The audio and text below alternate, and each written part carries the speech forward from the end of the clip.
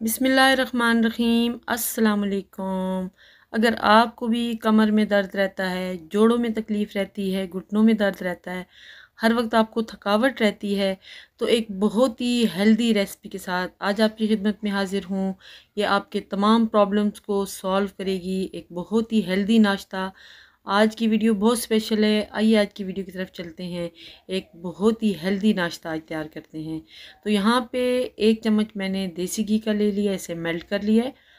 चूल्हा बिल्कुल मैंने ज़ीरो फ्लेम पे रखा हुआ है और इसके अंदर हम ऐड कर देंगे 1 कप भर के फूल मखाने। फूल मखाने जो हैं वो कैल्शियम का ख़जाना है। बहुत ज़्यादा एनर्जी इनके अंदर मौजूद है और हमारे तमाम प्रॉब्लम जो हेल्थ से रिलेटेड हैं उनका सलूशन इसमें मौजूद है। तो यहाँ पे तकरीबन 3 से 4 मिनट के लिए हम इन्हें रोस्ट करेंगे ताकि इनके अंदर एक क्रंच आ जाए। तो ये तकरीबन 4 मिनट्स में फ्राई हो चुके हैं, रोस्ट हो चुके हैं और यहाँ पे ये देखें अच्छे से, ये देखें अभी क्रंची हो चुके हैं, टूट रहे हैं। अभी सेम पैन के अंदर 1 चम्मच मैंने घी का मज़ीद ऐड कर दिया है और इसके अंदर आधा कप के करीब मैं ऐड कर रही हूँ जौ का दलिया। जौ के दलिए में बहुत ज़्यादा ग़ज़ाइयत है और बहुत ज़्यादा ये हेल्दी है। तो इसे भी हम बिल्कुल लो फ्लेम के ऊपर 4 से 5 मिनट के लिए रोस्ट करेंगे ताकि इसमें अच्छी सी एक खुशबू आने लगे।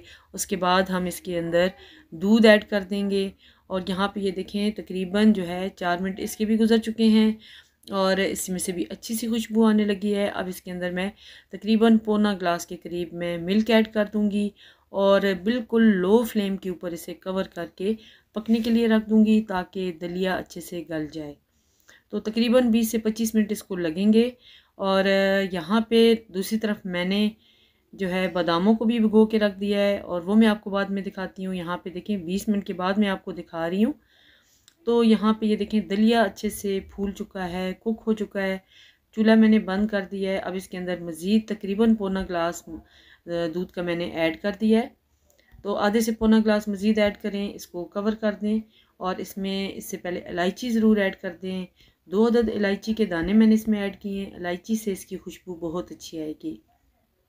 तो इलायची ऐड करने के बाद आपने अगेन इसे बिल्कुल लो फ्लेम के ऊपर जो है कवर करके कुक करना है ताकि अभी जो दलिए की थोड़ी सी कसर रहती है वो भी हो जाए। और यहाँ पे नेक्स्ट हम ले लेंगे बादाम। तकरीबन 8-9 अदद बादाम मैंने 3-4 घंटों से भिगो के रखे हुए थे। तो इनका मैं छिलका रिमूव कर लूँगी और इन्हें बिल्कुल फ़ाइन जो है चॉप कर लूँगी। तो जो बादाम आपने इसमें ऐड करने हैं उन्हें आपने भिगो के रखना है। तो अच्छे से ये देखें फाइनली मैंने चॉप कर लिया है बादाम और ये मैं इसके अंदर ऐड कर दूँगी। अब नेक्स्ट हम इसके अंदर ऐड करेंगे मीठे के लिए शहद। हम इसमें शुगर ऐड नहीं करेंगे, शहद से इसकी ग़ज़ाइयत में मज़ीद इजाफ़ा होगा। तो 2 चम्मच के करीब मैं यहाँ पे शहद ऐड कर रही हूँ। अगर कोई शुगर पेशेंट हो तो वो भी इसे कंज्यूम कर सकता है क्योंकि शहद जो है वो तो वैसे भी हेल्दी है, उसमें बहुत ज़्यादा शफ़ा है। तो अब इसके बाद हमने जो फूल मखाने लिए हैं उसमें से हाफ़ से थोड़े ज़्यादा मैंने इस तरह से क्रश कर लिए हैं और इन्हें मैंने ऐड कर दिया है। बाकी मैंने साबुत इसके अंदर ऐड कर दिए हैं।